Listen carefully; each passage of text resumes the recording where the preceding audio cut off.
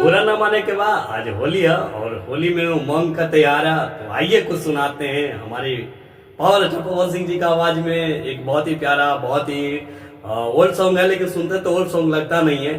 साखी बुढ़ावा बता रोजे रोजे सेजिया के नाश है। तो बुरा न मानिए, होली है और मिल के होली मनाते हैं।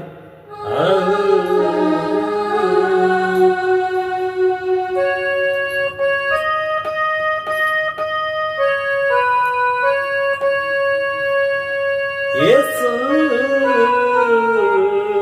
रोजो रोजो सजिया के नासे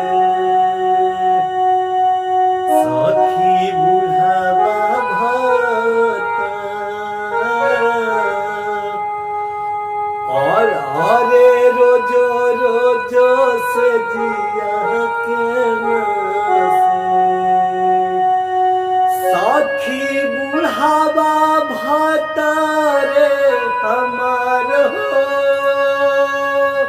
हे सखी बुढ़ावा भतारे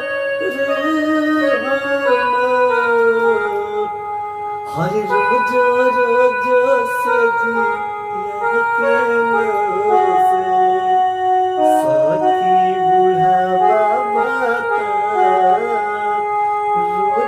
रोज से जिया के नासे।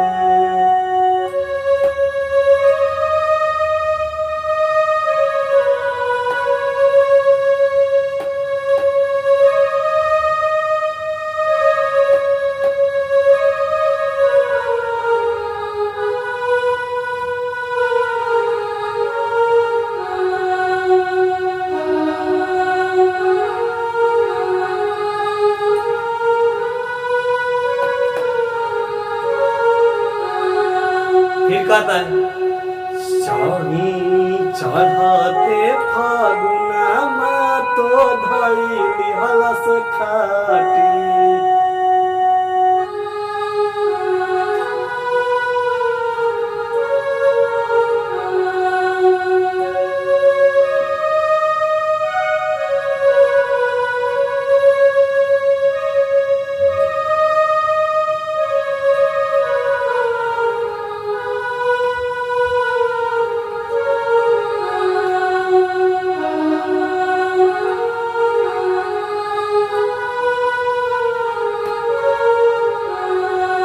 भाई बुरा ना मानो, होली है